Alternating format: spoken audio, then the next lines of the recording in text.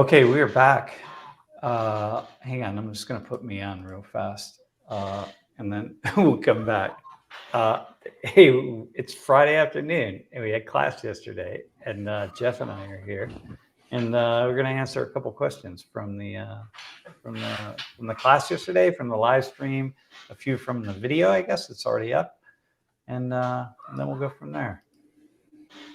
So. Go ahead, man. Jeff, can you get us back to where we were? Yeah, one moment. All right. Yeah. All right. There we are, man. Maybe make us a little larger. All right. So listen. Can you get what? Hey, by the way, I still can't see the stream. I don't see anything happening. So if you go over to chat, yeah, and then stream, I mean, it should just say you are live. Yeah, there it is. Okay, it's good enough. Hey, so listen, looks like we don't have anyone watching yet. Not yet. I mean, we just started. Yeah, we have like 5 viewers. All right. Oh, wait, we have 5 viewers? I think so. No, I don't see any of that. All right. Well, listen, man. Good. Let's go. Hey, so yesterday's class was on guns. It was inspired in part by the Michigan State. Rampage, man. Like, what the hell? But every day it's a different one. So I don't know. It's inspired by waking up every day to some new mass shooting somewhere in the United States. But also just all of this just run, hide, fight stuff. So anyway, that's what we call the class. And so there were a couple questions. Jeff, where'd you get these questions from? Well, those were from the live chat yesterday. So if you're watching our live stream during class and you have a question for Sam, it's really difficult to try to interrupt what Sam is doing in class to get us a question. If there's time, of course, we will. But the easiest way to get your question is just to @social19 in the YouTube chat or in the description of the video or like in the comment section. And just ask whatever questions you have. And it's super easy. Just go through while I'm on the 119 YouTube channel and it just pops up like @social19. So I'll be able to see your questions pretty easily. Yeah, man, it feels weird because I'm like in the last, it feels as though I'm a part of like the last 2 or 3 years where I did 0 run, hide, fight training. And then it seems like everyone a year or 2 after me, it was like, oh yeah, we started doing that in high school. And then you get a little bit like younger people. And it's like, oh yeah, well, when you were in high school and you guys were learning that, we were in middle school and then elementary school. So it seems like 2015-ish time, 2014, there just had started to become a need to start teaching people run, hide, and fight, which of course we heard, but I'd never actually gone through like a training. But I know that my high school, my school district, I think does 1 or 2 every year, just to like reintroduce the students to the process, because you're in different classrooms and it's like, well, where do we go? We did intruder drills, but wait, so what is, so tell me I guess it would have been similar. So you encounter someone with a gun, right? The first thing you do is you run and you go find a place to hide. Right. So I guess we did kind of do something similar. They were just intruder drills instead of like an active shooter. Like we never really talked about like when they had guns. We were just like, hey, what the first thing you need to do is if you're in the hallway, you need to try to get into a classroom as soon as possible. If you can't, then go into a bathroom and try and hide, lock everything, put your feet up on the toilet seat, do whatever you can to not be seen. God, this is just unbelievable, man. This goes back to yesterday in class, what I was saying. This is what we teach our 5- and 6-year-olds. And then when you're in the classroom yourself, our high school we didn't have windows on our doors, but we had like little small thin ones beside the doors.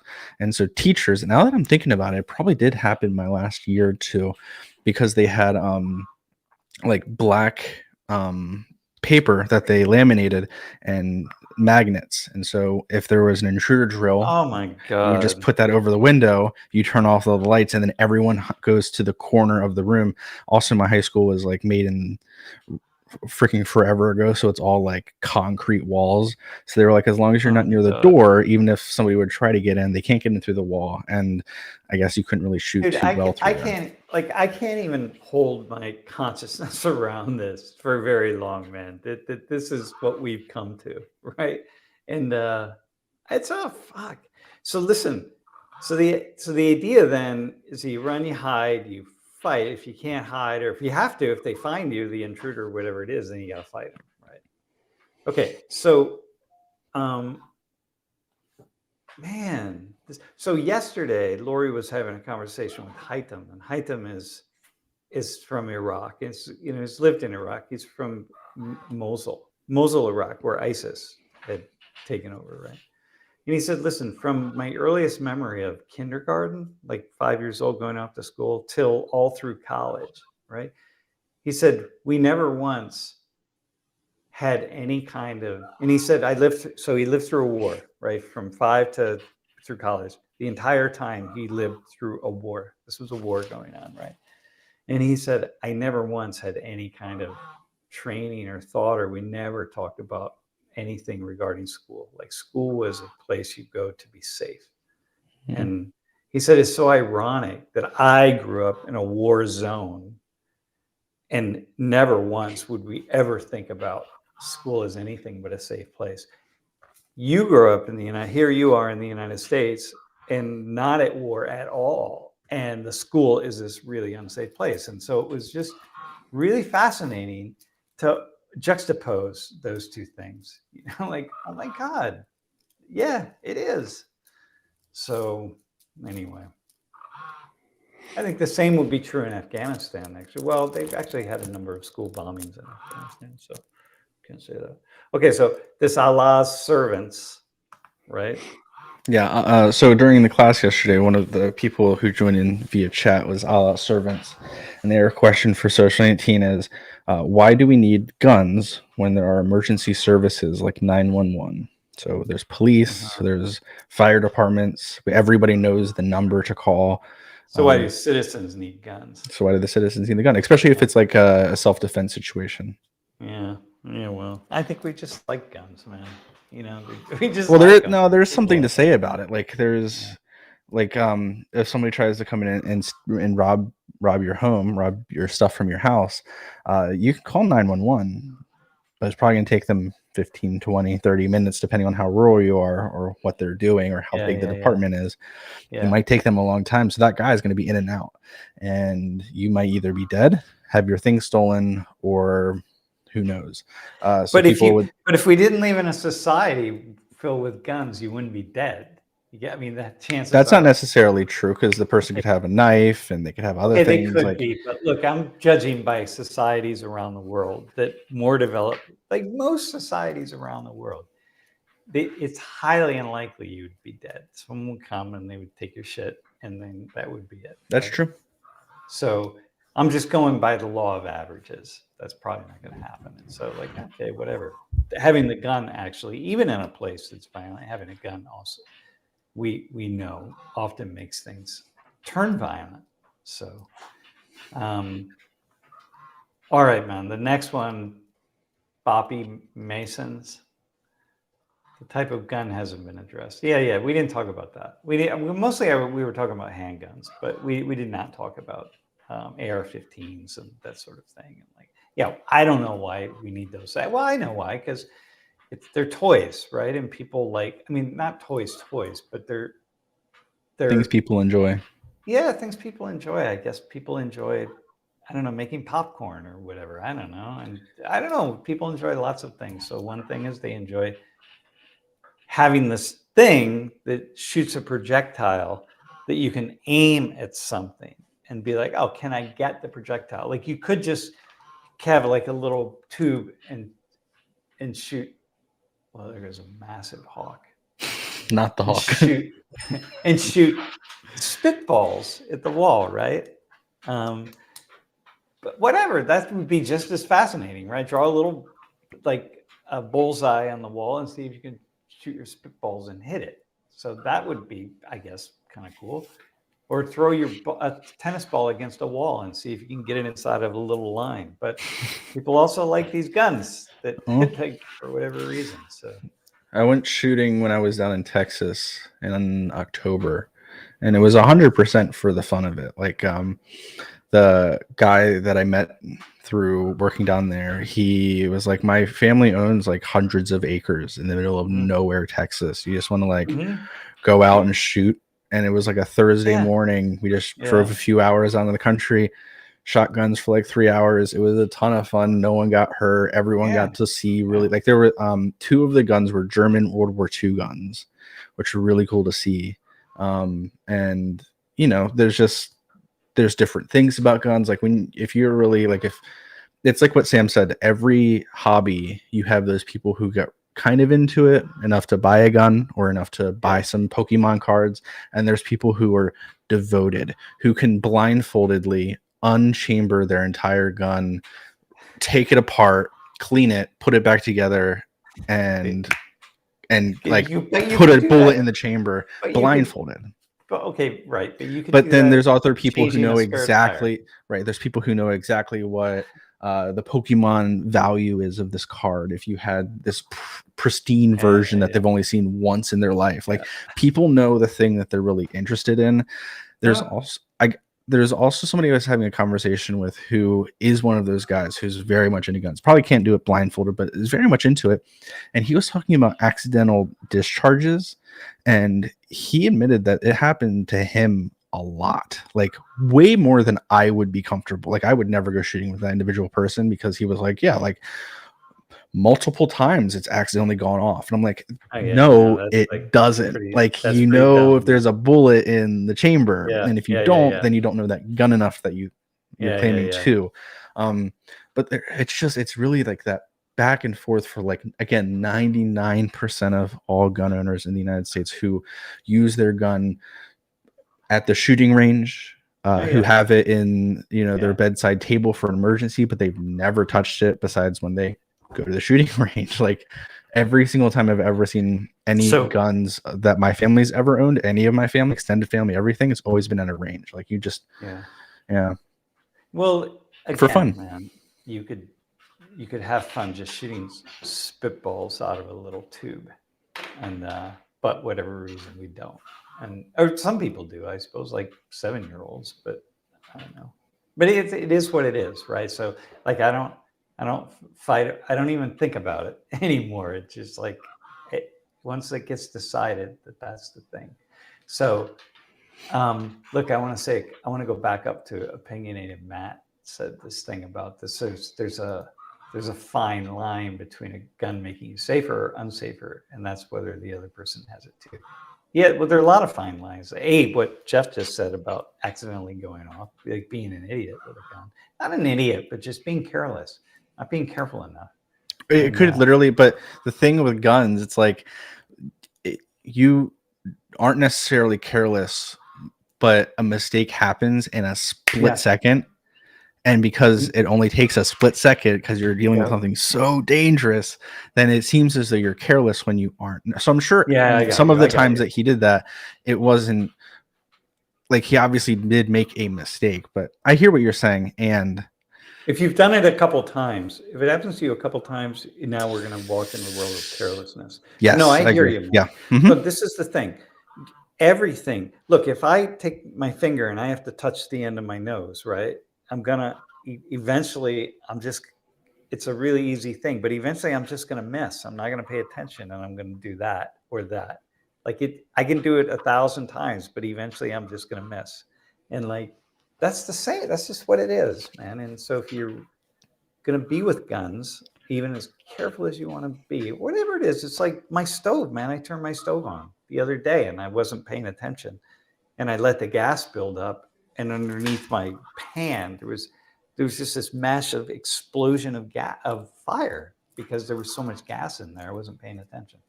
So like whatever, it's gonna be, man. It's gonna be. Yeah. You know. By the way, hey thing, right? Hey thing. Hey thing. I think that's what it is. I think that the problem is this. we've moved from the essence of a gun being to kill to the essence of into the world in which the essence of a gun is to go have fun with it, go to the range. And it's like the spitball example. Like, I'm done with spitballs. I'm going to now take my gun and try to shoot that target down there. And we moved from it being a thing to kill to a thing to see if we can challenge ourselves to develop a skill. In this case, maybe to hold the hand steady enough to send a projectile into the middle of a piece of paper. So that's the thing, man. That's what you have to get. You have to really get out of the mindset, because otherwise it doesn't. We can't really understand this stuff. The duck noises is my computer dying. Sorry for the noise. That's why I have my microphone out, trying to get it as far away from the computer as possible. I will also say that maybe it happened all over the world, but when you have more of hunter gathering, more wilderness, those sorts of things, like if you're living in Alaska, Nebraska, maybe not Nebraska, but like Minnesota, like some of these places that have large swaths of forest and animals, sometimes you need guns for protection. In that instance, it is for your safety, or for the killing of that animal. You can use it for food and all of that. But I'm wondering if where it's split between, like, we need to have guns in this country for protecting ourselves from crazy people, but also to get animals and to protect ourselves from animals, to it being primarily for fun, entertainment, and sportsmanship. Because now it's almost like axe throwing, where people may have used axes for a particular purpose for a very long time, but now it's like anything goes. You can just use axes for whatever. Well, that's a fad, by the way. If you're not aware of that, opinionated Matt, you might not know this, but here in the U.S., there are all these like places that have popped up out of nowhere where people go and throw axes at a wall from like 20 feet away, kind of thing, really close, but to try to hit a really tiny bullseye. It'll go away pretty quickly. Most of those will close down within a year, but nonetheless, they just got really popular in the past year and a half. Hey, I did have a thought about. Oh, there was a really good book that came out by this guy who used to work at the NRA, and for like the past 30 years, and he really detailed where it shifted, where the NRA was very much behind. And this comes from Alucard's 81X comment about supporting a competency exam that includes knowledge and mental wellness and so on. Not long ago, that was very much the perspective of the NRA. And then at some point in time, and I forget what he said was like the really key thing, that they just went off the rails. And I think they got linked up with politics, and somehow like the Republican Democrat split, that there's Republicans and Democrats are kind of like the same group of people, but like they have to distinguish themselves on certain lines, and because otherwise they would be the same. So they pick these like really hot button issues. And I think gun control was one that the Republicans just went this way and the Democrats went that way. And even though that's the official party line, but even though in reality, just many Republicans in practice, people who would vote Republican and Democrats, et cetera, support gun control or whatever in the same amount. But the parties themselves pushed it. And so the NRA just like went off the rails in terms of like no background checks and mental wellness checks, and anybody can just get a gun anytime, whatever. And then the states just started going down that route. And it's a very recent thing, really, in the past 15 to 20 years. So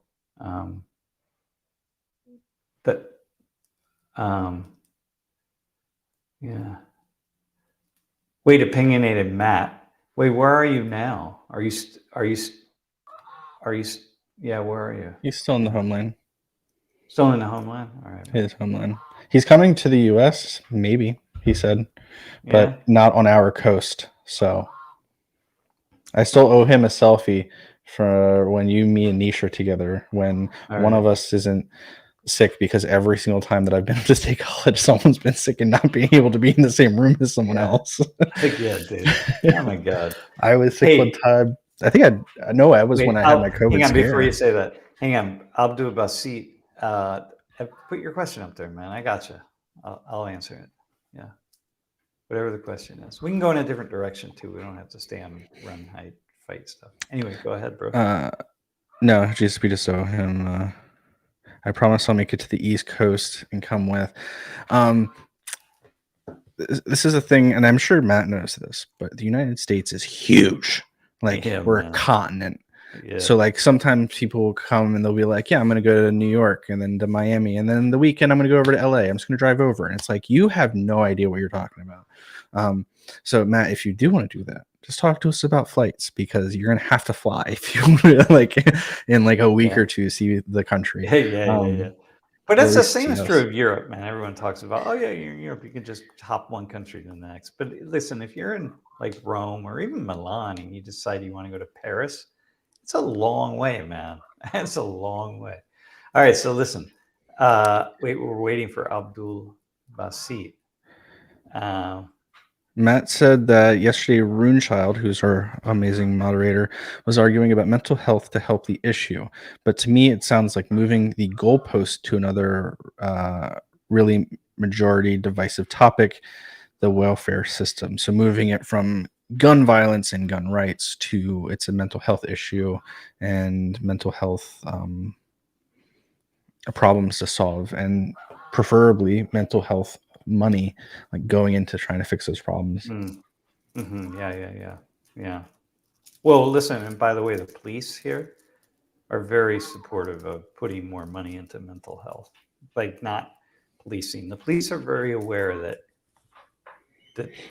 a huge percent, a very significant percentage of the calls that are made to police are really dealing or about mental health issues, right? I did a ride along once and last year, and every single call was mental health that I was on with the cop, man. Even the one that we didn't think was mental health was mental health. Anyway, so listen, man. Jeffrey Johnson is on, dude. Hey, listen, man. Mr. Johnson, I'll come back to you in a second. What's my? I don't have a religion, actually. Yeah. I don't have a religion. I was raised as a Christian. I mean, I was born as a Christian. Yeah, I guess raised as a Christian. And I did the confirmation thing, like baptism confirmation thing as Christians do. I think I was like 13 or something. And then that's it. Then I became an atheist about 10 years later. And then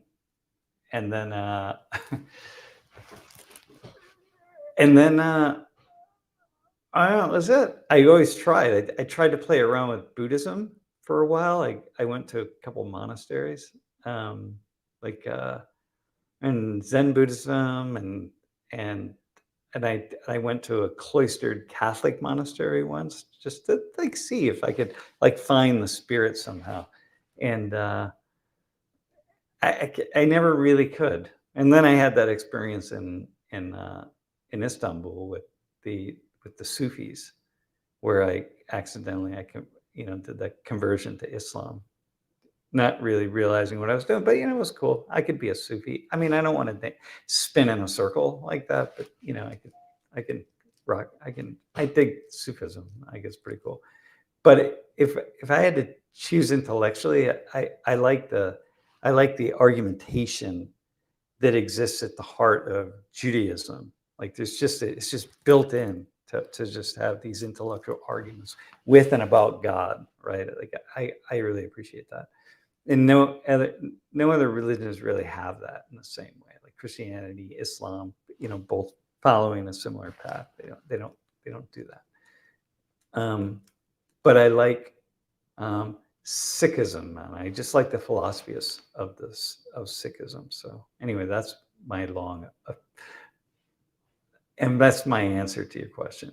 So I'm kind of spiritual in the sense that I can feel comfortable really anywhere, and I just have this sense, a really strong sense of the like, just it's a feeling that this what we can experience here is connected to life, to the to the uh, to the great spirit, whatever that great spirit is.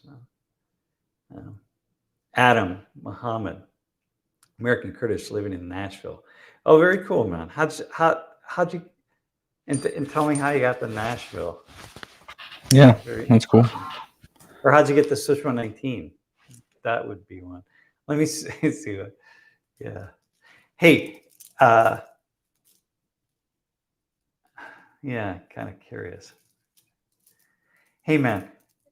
So the issue, I think the thing about guns that I find really fascinating, if I could just say this, there are so many things that can threaten us, right? Like cancer or heart disease or like any number of things, right? That could threaten us, but like you don't know what those are.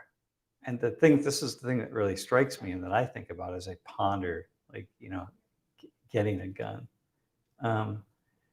But there are certain threats that aren't, generally speaking, unless you live in particular places, generally speaking, the threats aren't nearly as big as we make them out to be because the data on crime and so on will show that, like, say here in the United States, the vast majority of the Americans are highly unlikely to be a victim of a violent crime. So, like, okay, so you don't need protection. The vast majority of Americans. I mean, you can live the average life. You're just not going to be. And I mean, in the sense that you're not more likely to be a victim of violent crime than, let's say, you are to get in an accident within a half mile of your home, which is not very likely. But none of us are afraid of that, really. And so, but we might be, right? And so some people talk themselves into needing or wanting protection. And so we want to have protection. We have locks on our doors. Like, I lock our door, but like, as far as I know, no one's ever walked up to our door and tried to get in, right? And it's highly unlikely anybody ever would in my neighborhood, but I still lock it every night. But I had a couple of neighbors who never locked their doors ever in like 30 or 40 years. So like, but I still do. So it's like, but why do I, when I know that it's highly unlikely? I'm more likely to get in a car accident within 2 blocks of my home than I am to have someone walk up to my front door in the middle of the night and open it up and come inside. Well, the same would be true about any situation in which I would need a gun, like highly unlikely, but like, well, why do I lock my door? Why wouldn't I have a gun?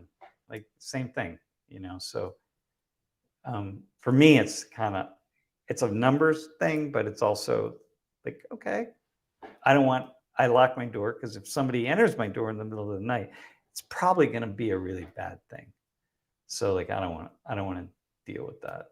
So same, if I get in a situation, I guess, where I would need a gun, it's probably going to be a really bad thing, even though that hasn't led me to go get a gun. But I think about it all the time. But I nonetheless lock my door. So it's like, okay, but I don't lock the door in my car at night, even though, like, yeah, I don't do that. It's just, I don't bother. But why not? Right? So I think there are a lot, like, we can critique people, for example, who would buy a gun for protection because they're highly unlikely to ever need it in the US, in most places in the US. But we don't critique other unreasonable thoughts that we have. And so it's like, yeah, all right. So I have a lot of unreasonable thoughts. Yeah. Like a fire extinguisher in the kitchen, never had to use it, man, ever. And yet I don't even keep it in the kitchen anymore. We keep it in the hallway. But I haven't upgraded it, you know what I mean? But I'm like, yeah, and then why do I have it? I've never needed it. I'm certain I will never need it, but I have it, right? So like, okay. And you do legally have to have it, though. I don't have to have it in my home. I did at the time. The reason Lori and I went and got a fire extinguisher many years ago is because we were thinking about foster parenting. This was like 15, 20 years ago, probably. And then we got one. We're like, oh, shit. Okay. Like, yeah. So, like, so then I get, so They're then not required in homes in the U.S. They are required in any commercial residential buildings. So houses, no, but like apartments, apartment complexes, every apartment has to have one. Yeah, but Matt, is that in Italy? Because yeah, like here.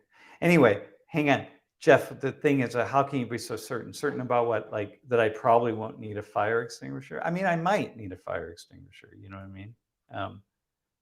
But the point being, there are things that I don't look at.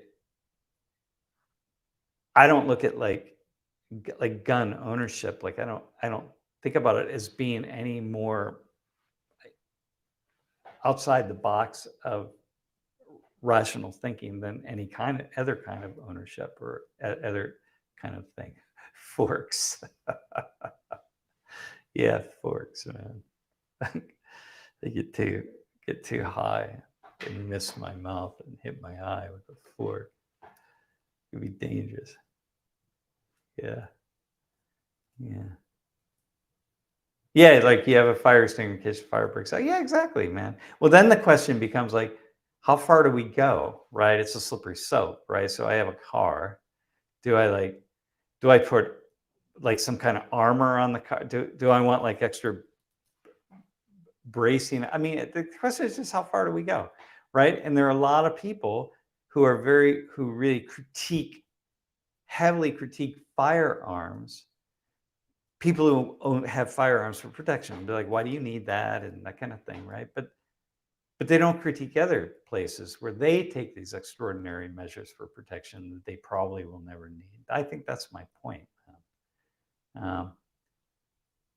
Anyway, hang on. Abdul Basit. Hang on. Do you remember last year I sent a message when you were in class. I told you that religion will be the future. Which you said atheism. Oh, you asked. Wait, you asked that. I said atheism.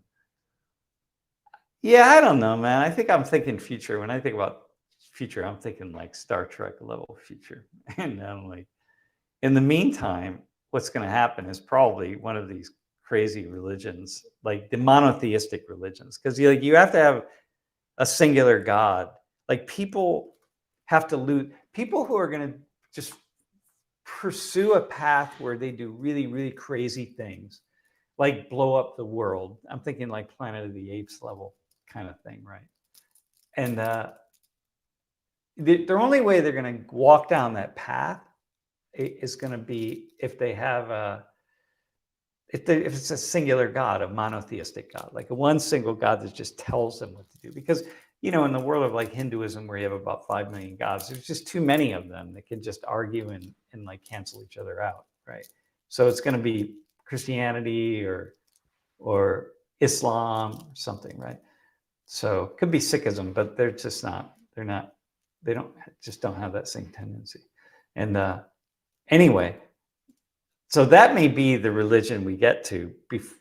That's going to blow end like human life on Earth, because we're just going to blow it all up because some really extremist thinkers pursuing the thinking of the God or whatever their delusional thinking is will blow it all up. But then it's going to be atheism.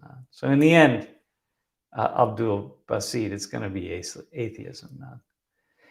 But do you say Islam? I think it could be more than Christianity. Yeah, it could be. If Islam could like leapfrog over Christianity. Right now, there are far more Christians in the world than Muslims, but Islam is growing at a much faster rate. And I feel like Africa is going to really just take off. And I feel like Islam may just really kind of take off in Africa and overcome Christianity. Yeah, so I think it's very possible. Yeah. All right. Concealed carry on Penn State campus for nah, dude. If you knew concealed carry, dude, if you met half of my students, you'd be like, I don't even want them carrying a pen around, man. They're a danger to themselves and others. Like, do not. The last thing I want is for these knuckleheads to be carrying guns around, man. Oh my God. Yeah. Sorry. Yeah. I gotta say that. Not to mention the knucklehead professors like me walking around campus. Like the last thing I want is a bunch of people with concealed weapons, man. I did have a TA one time though who concealed back like 25 years ago, man. He always packed. I just knew he was always packing. But like I told him I don't ever want to see your gun. I can't know that you have a gun, but he always fucking had a gun. And the truth is, I always felt safe around him, man, because he was just one of those guys. So like late at night, we had this class late at night, and we'd like just whatever. A couple of times we got a beer after class, and like I just always felt like, all right, I'll be safe around this guy. So yeah, yeah. Yeah. Crazy. I will. It's funny because there was a guy that used to work at a place I still work at, I guess, and he used to pack heat at work, and he was asked by the boss not to because there was literally no reason for him to do it. And at one point, and the reason why they asked him to stop it eventually was because it fell out of his pocket. It didn't go off, but the thing just like fell onto the floor, and they were like, why do you have a gun on you? And he was like, why are you an idiot? Why are you carrying your gun in a way that it could fall out of your pocket? No kidding. So they made fun of him for months relentlessly because the place that he's from is very, very, it's like, I think it's actually the #1 retirement community in all of America right now. So like there's never been crime there. And they're like, yeah, you're packing heat because of all the gangs in your town. It's like, nah, dude, you just want to feel like a masculine bros dude who has a gun. No, or just whatever it is. No, he just wants to, but he's a fool for not doing the work to figure out like how am I going to carry this thing? Conceal is conceal, and like you got to secure it. It's not just conceal; it's secure and conceal, or conceal and secure, and whatever it is. Hey man, about that Michigan professor, here's the thing. I leverage every day for me. I'm thinking about, okay, what's the likelihood that something's going to happen? Like I'm going to wish that I had a gun, right? That I was packing wherever on campus, walking down the street, whatever, man. Every day I'm weighing that here in the US. I don't weigh it when I'm in Colombia. I don't weigh it when I'm in Korea. I weigh nothing in Korea. There's almost zero chance of anything happening to me except overeating or dying by alcohol poisoning. But like, every day I weigh it, man. So like, I'm in a classroom and like, yeah, I don't know. Like, yeah, if that dude had a gun, but the question is simply this for me. The only question I have is, do I want to conceal in my life? Because you can't just conceal once. It's not like I'll just take it out. I'll just take it with me when I feel like taking it with me. You either do it or you don't do it. Like you either carry it with you all the time or you fucking don't. And like, because otherwise, what's the point of it, right? Because the time you don't have it is when you're going to need it, right? You assume that. So either you go all in or you don't go all in, right?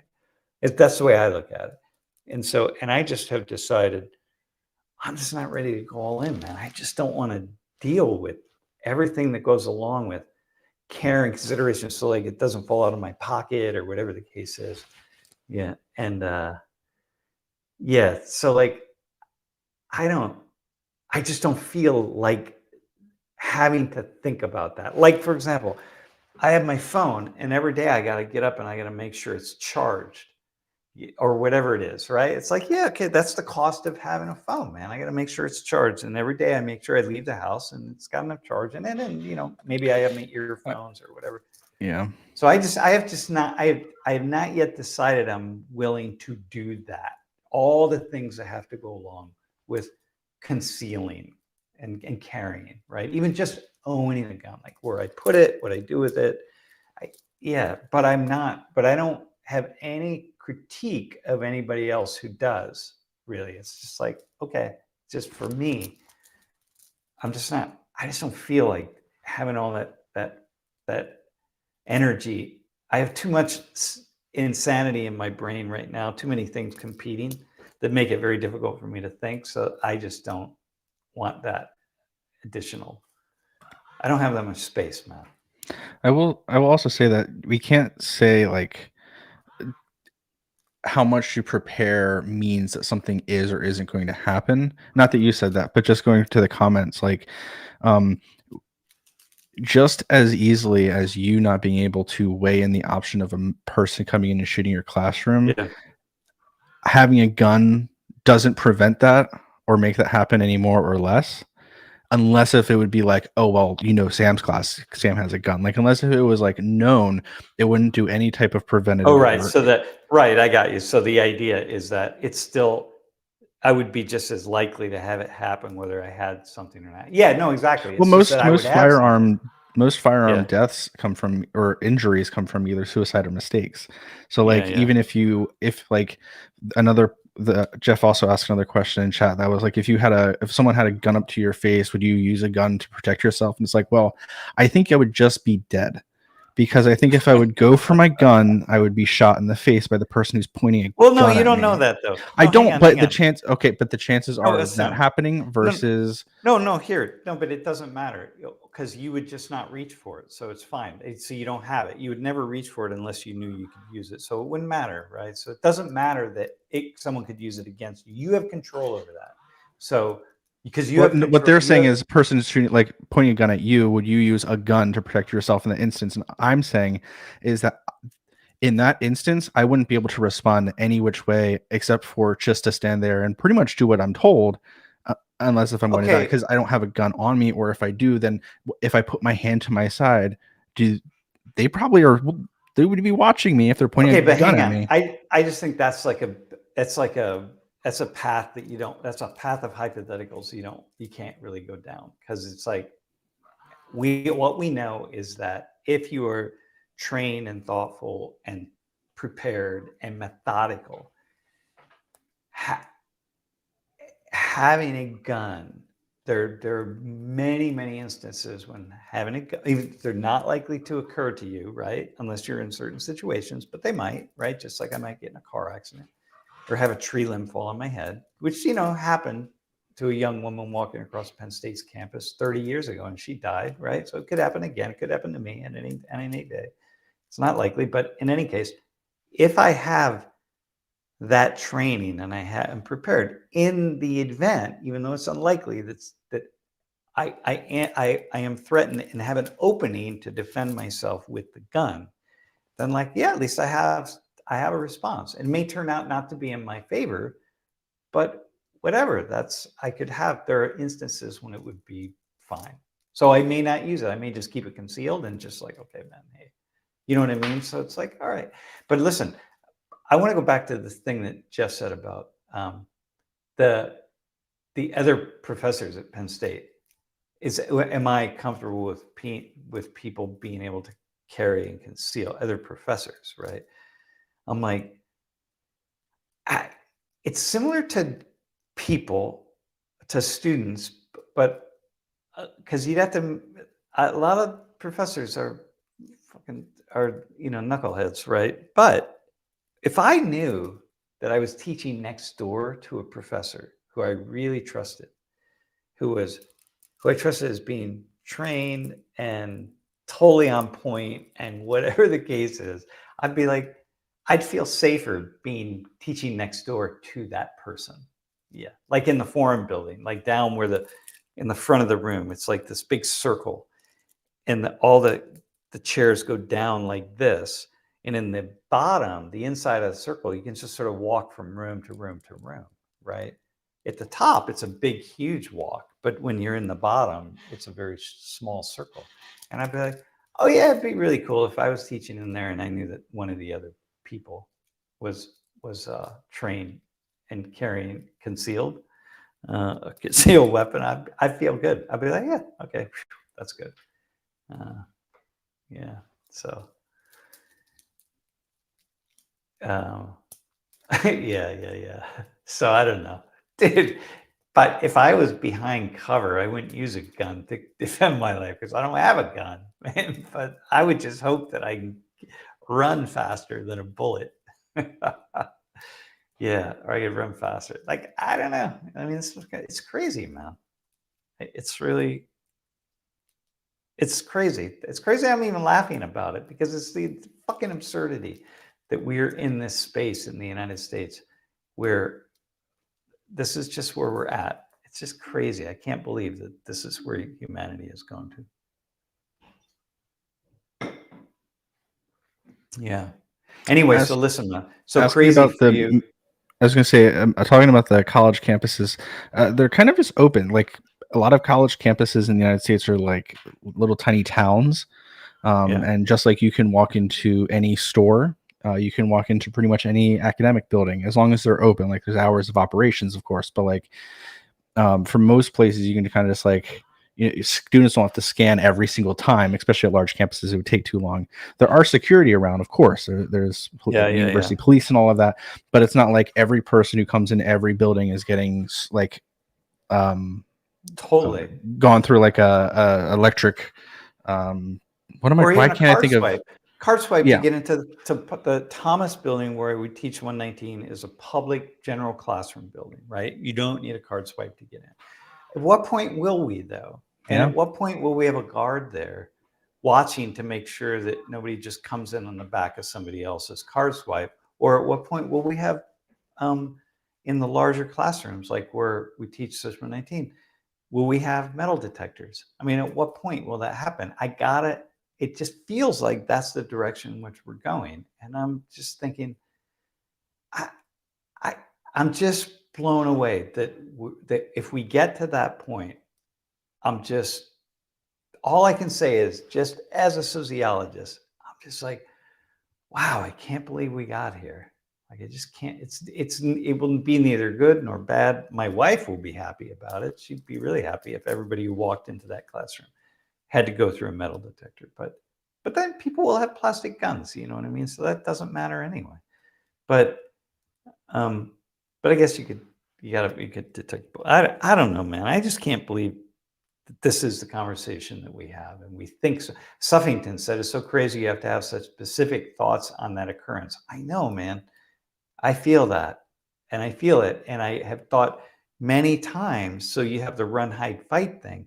I think about different scenarios in a place wherever I am. I think about it. It's so crazy. Yeah, I don't know, man. By the way, professors are not more trustworthy than somebody who grew up, like say in rural PA with guns, right? Or just grew up anywhere with guns. I don't think that. I don't think professors are more. I think whoever has experience with guns and they're really serious about it and they're very thoughtful and careful about it and trained, et cetera, are the people who are serious, thoughtful, and trained. It doesn't matter who they are. They could be a person who's never ever lived outside of Manhattan in New York City, right? But they have a gun, they go to the gun range, they're just completely on point, they get it. Yeah, it doesn't really matter because there are a lot of rural folks who are just a bunch of knuckleheads, man. Even if they grew up with guns, they're still knuckleheads. I wouldn't trust them to do anything, man. And then there are other people who are not. So I think it's just relative. Yeah. Yeah. Yeah. The thing about all these, like, if we lived in a society in which there were no guns, so as we're talking about the need for guns to protect, right? If we lived in a society, as we talked about yesterday with the people in the front of the room, who live in societies where it's very difficult to get a handgun, we don't see these kinds of mass killings. Like we just don't. And so, you know, and that's the point. If we didn't have the guns widespread, and no, we see that in these other societies that have very strict gun control laws, right? We don't see that it's just the criminals with guns. It's absolutely not the case. And what we see is, although there are criminals with guns, right? For sure, that's not the question. But we also see a lot fewer homicides. We just don't see the same number of homicides, man. So like here, let me just share this. Just that right there. It's like gun murders per 100. These aren't gun suicides. It's per 100,000 residents. So 3.6. So first off, you have to take some of the 3.6 are people who are already more likely to be in a dangerous kind of situation, right? You're engaged in nefarious activities somehow where you're around people with guns and you're doing things that they shouldn't be doing. We're not trained. Okay. So some of that 3.6 is that, but some of it is just like being here in the United States. Right. But we look at, you look at Japan, we look at, South Korea, as I used in class yesterday, they just aren't guns. So like, we're not going to see this. And then, we look at something like this, where each dot is a state. And we see that the gun death rate goes up, which is this way, right? Oh, you can't see me using my cursor, can you? It's going on the x-axis, and the gun ownership rate is the y-axis. It's going to the right, or vice versa. I don't remember, man. That was back in high school, and I was smoking way too much pot to remember which is the x and y axis. But in any case, we just see that it goes up that way. You have more guns, you have more death. That's just kind of how it is, man. And you're just not going to get around that, because it's just more guns. But this one with Korea, I think, is really the telling one. And by the way, the U.S. numbers here are only homicides. They don't include suicides, because these Korean numbers only include suicides. So in 2019, there were 10 deaths, homicide gun deaths in all of Korea. And Korea's 1/6 the size of the U.S., so we have to multiply it times 6 to get to what the number would be if Korea had the same number of people living in that country as we have in the United States. So you have 60, it would be 60 gun deaths, right? If Korea had 330 million people like the US, okay? And in the US, it's 60, but it's 60 every 12 hours. It's just because there are no guns in Korea, man. There just aren't. There are very, very few guns in Korea. You just don't have that. And you have a different society. And so it's like, okay, here we go. Oh, man. Hang on 1 second. I got it. So I have to respond to somebody. So I think that's I think that's telling, actually. I don't know what it tells, but it tells something. And so all of these things about guns, like protecting us, we could live in a society where we just didn't have guns. And if you wanted to shoot guns, just go shoot spitballs, right? It's more fun to shoot a gun, right? So like, okay, I get it. So therefore, we're in it. We're just in it. I don't even argue it. It's not going to be rid of them, but these are going to be the consequences. Yeah. So anyway, that's it, man. Yeah. Yeah. Yeah, it's crazy, man. Like, yeah, there are certain states, if I was teaching and I'd just go into the classroom with a gun. I'm sure they're like, it's how it operates. And I'm not sure how I feel about that. Again, like I'm not there. I don't know. Like, I'm not sure how I feel about that.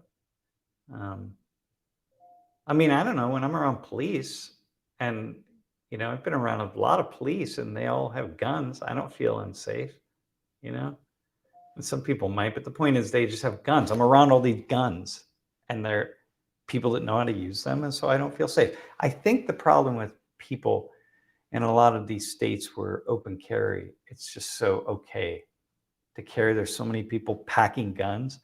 I just don't trust people, man. I just do not trust people to not be knuckleheads. I watch people. I'm just like, I'm not trustworthy.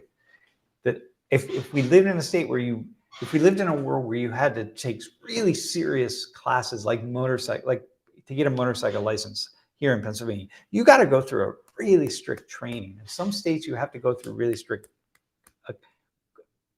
training to carry a concealed weapon. But in some states, you don't. You just go in and you just sign up for it and you're done. And you're expected to know. And I'm just like, nah, man, I'm not. God, I'm just not comfortable with that. There are too many knuckleheads out there. Anyway, so if we should live in a society without guns, should you imagine if Professor have his gun confiscated? The one that no, you would. Yeah, you wouldn't need it. That's the point. In Korea, like when I walk down the street in Korea, even in the middle of the night, there's just no sense of being unsafe. First off, I'm just never gonna get attacked with a gun. It's just like I wouldn't feel it. There's no lack of safety, so it doesn't matter. It's not about confiscating guns or not. I would live in a world where there just are no guns, and that would be okay. I mean, you still can though, like in Korea, you can still go, fire guns off, right? And I think there's a thing where foreign nationals can go to these gun ranges, but Koreans can't. I mean, I think there's something about that. Yeah. Now the look said no, probably opinionated Matt. Probably what happened is some automobiles sales like Ford or Chevy dealer somewhere probably offered a shotgun with a pickup truck at some point and just said, hey, come buy your brand new pickup truck for me and we'll throw in a shotgun. It's just a gimmick, a sales gimmick. So they could say like, yeah, we'll give you a $500 rebate or we'll just throw in a free shotgun. So like I saw one from Reuters. It's from Missouri in 2008 and it was a $250 gas card or a $250 gun, pretty much. Yeah. No, this is this is it. I mean, this is what happens in the U.S. So you get like, here somewhere, I think it was Pennsylvania. You went to the bank, and if you opened a bank account, they gave you a free gun, right? Well, it wasn't a good gun. I mean, you can get a shotgun for, I'm sure, a couple $100, right? It's just a gimmick, right? So like, you had to open an account with like $5,000 or $10,000, something like that. And so then it just seems like we Americans are more insane than we really are. We still had to apply for the gun. You still had to have a gun license in order to get the gun from the bank. I mean, it was just like you go to some gun store and get a gun. But it sounds like from the outside, if you want to be snarky about it, it sounds like, wow, we Americans, we've lost our mind. We go to the bank, we open a bank account, we get a free gun. I mean, it's just like, it's not really like that. So it's like you open a bank account, you get a turkey. You know what I mean? At my bank, there was something you could do and they gave you a voucher for a turkey. It's like, what the fuck? What does that have to do with opening a bank account? But you just walk across the street to the supermarket and you give them the voucher and you get your turkey. But it sounds like really bizarre. Like, why would you get a turkey by opening a bank account? But it's not really bizarre. Yeah. Yeah, man. All right, what else do we have? I'm digging. Gas card. Listen, gas card. Nah, dude. First off, preferably if I could choose, okay, because there are things that I like when I go shooting target with a gun. A buddy of mine in New Jersey, I have fun. I like it. It's fun, right? But it's not fun enough it doesn't hook me in. Like, you know what I mean? Like, so I don't, it's not like it's not so fun that I go out and I say like, oh, I want to do this. It's like I ride a roller coaster once. I don't go ride all the roller coasters. I didn't get hooked into riding the roller coasters, even though I really like riding roller coasters. So, but I'm not hooked on it. So therefore, I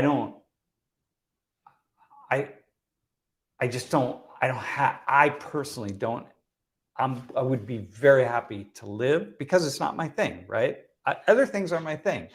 So I want to live in a society that allows me to grill on my deck, right? But there might be a society that says, well, you can't grill because it creates CO2 and puts it up in the air and like all this kind of stuff. And like, we don't allow grills. Like, okay, well, I don't want to live in that society. I want to be able to grill.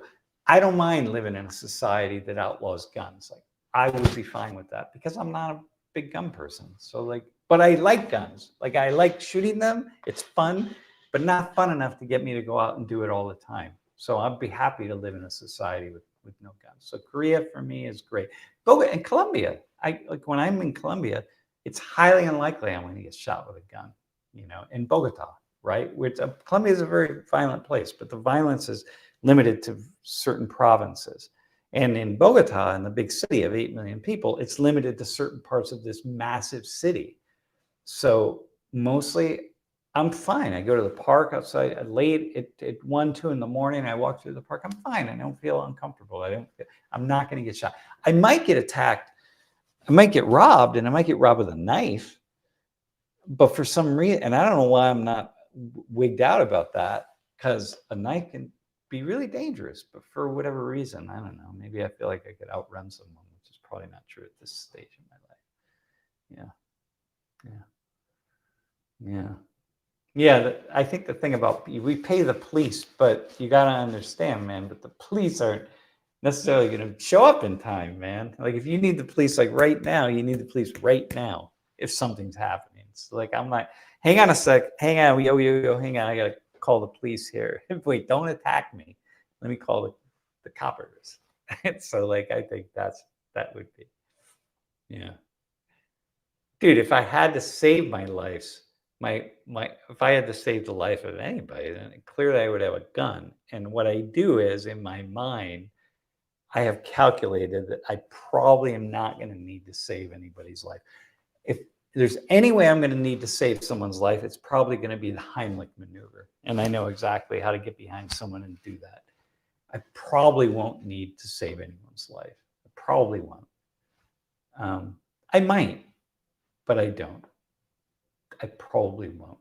So therefore, I don't engage the scenario. I could, but you know, whatever. If I'm wrong and I one day need to, and I don't have something to protect myself, then okay, those are the consequences. But you know, probably won't.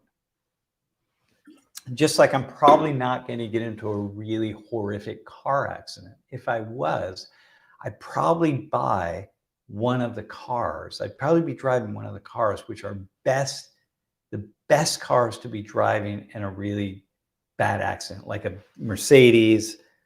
I think Audis. I forget the cars. They're the cars you want to be in, man, because they're just going to be most likely to protect you. I would drive those cars, and I don't. And I'm like, okay. I'm calculating all the time, like what it is. So.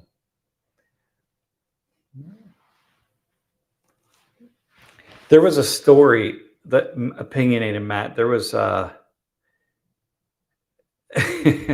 was a story.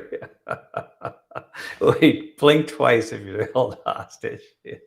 They're doing CPR. Somebody did CPR on someone and they broke some ribs and they sued them. I think they were even like paramedics or something like that.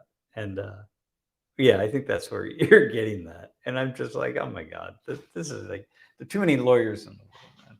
There are too many really bad lawyers. There are too many lawyers who can't make a good living. And so they do some crazy lawsuits, I guess. You know, you know what I mean? All right. Hang on. The sandwich is confronted with the situation, but hypothetically, if you were, would you prefer to have a bank card or a shotgun? Oh, wait, anyway, wait. Sammy is like an expert in Latin America, but knows nothing. Can't even speak a little language. Bro, I've never once heard you ever speak Spanish, ever. What? Sam speaks Spanish quite a bit. Yeah.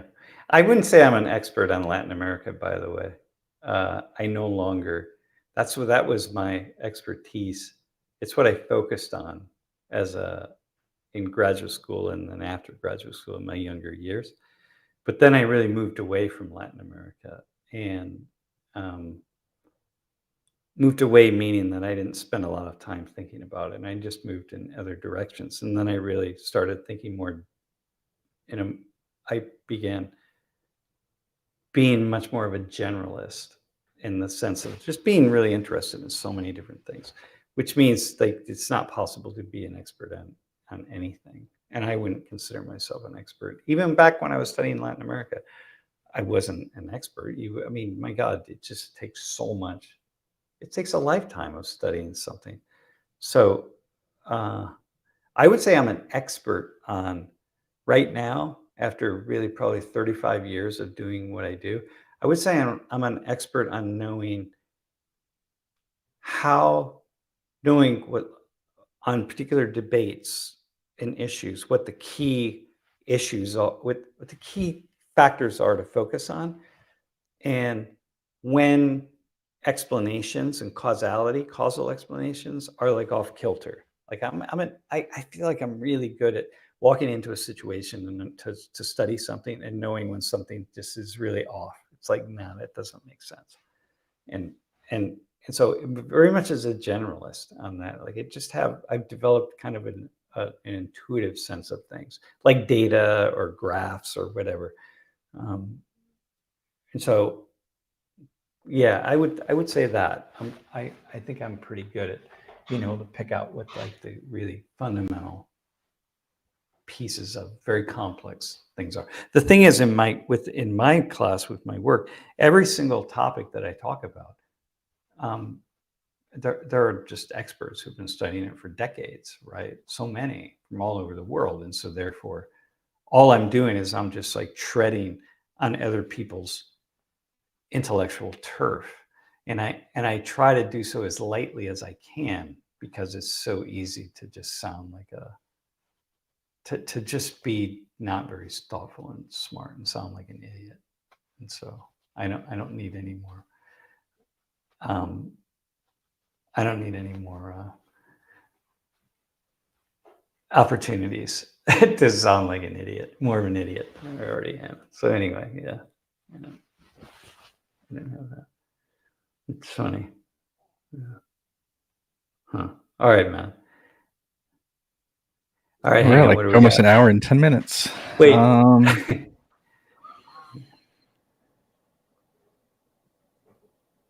Yeah.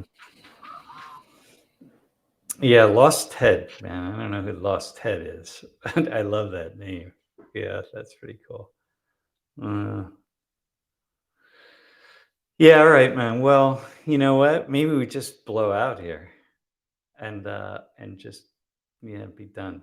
It's good. It's an interesting conversation. Yeah. And thank you, everybody in chat, for participating, for asking questions. For I know Matt and Chacosa. I don't know how to say that and how you're intending me to say it, but I know it's like midnight almost where you are all. So thank you for staying up late and listening to us babble for an hour. Yeah. You didn't have to be here, so we Hey, appreciate you being here. Next Tuesday we have 2 alumni coming back. One in particular who took 119. The other, I think he didn't take it. They're married. Their daughter is currently in 119 now. They're going to be in class on Tuesday. All 3 of them are going to talk about some issues. Not for the whole class, but yeah, it'll be really interesting. And then on Thursday we're going to talk about the Chinese. We're going to talk about surveillance state. And I want to kind of go back to a couple of things that we talked about yesterday. But there's a student in class from China who really, really wants to talk about that. And I'm like, all right, dude, don't get yourself locked up. But whatever. We'll see what happens. Yeah.